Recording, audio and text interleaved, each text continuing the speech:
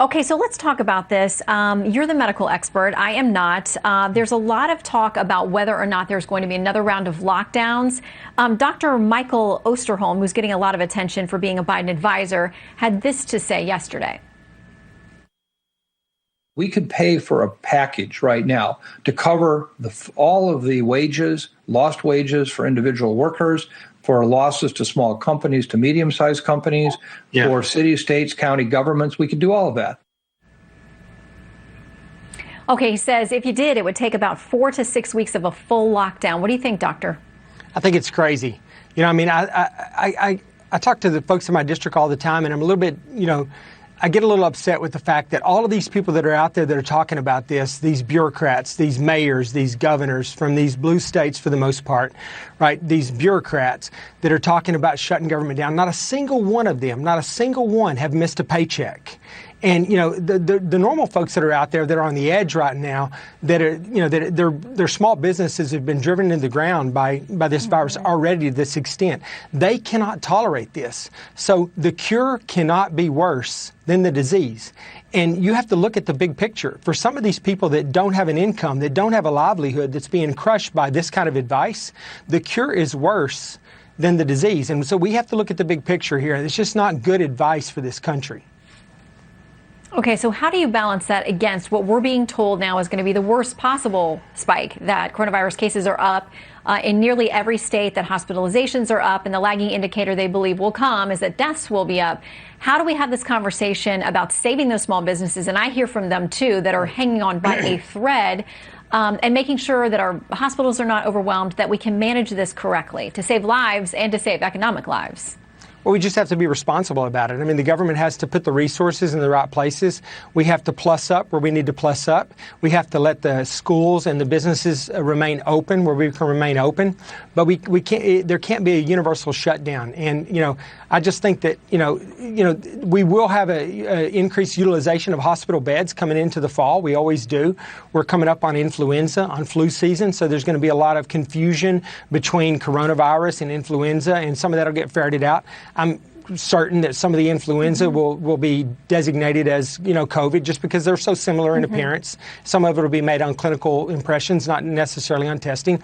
But we have to expect that, but we have to, we have to move on. And I don't think that we're going to be overwhelmed. There was a lot of talk early on about how we were going to be devastated. Hospitals were going to be overwhelmed.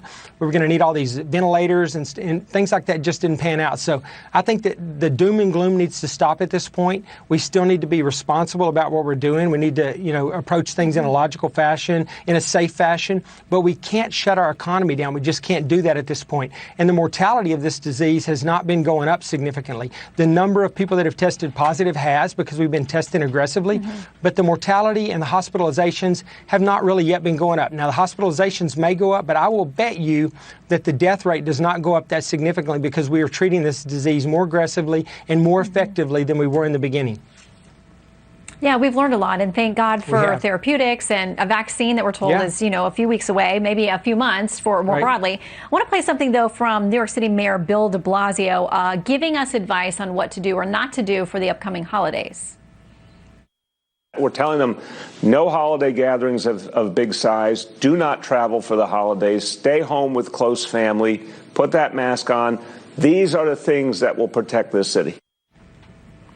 And out west, doctor, we're being told in California to have your Thanksgiving dinner outside. Don't let anybody stay for longer than 2 hours. Keep a mask on if you're not actively eating. I mean, how do people make sense of what to do for Thanksgiving? Well, people don't make sense of this because some of it doesn't make any sense, and some of these recommendations are ridiculous.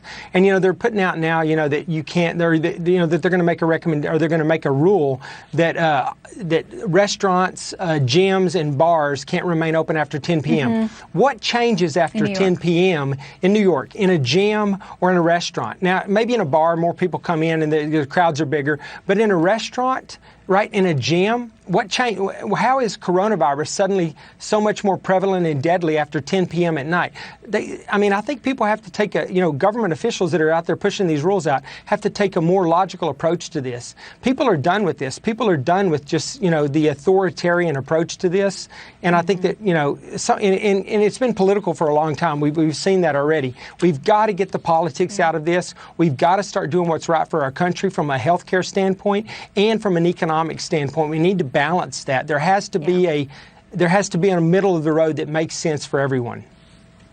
Yeah, and a lot of folks would like to see their freedom of religion and the ability to go back to their houses of worship as well. Congressman-elect Dr. Ronny Jackson, thanks for being with us. Thank you, Shannon. I appreciate it.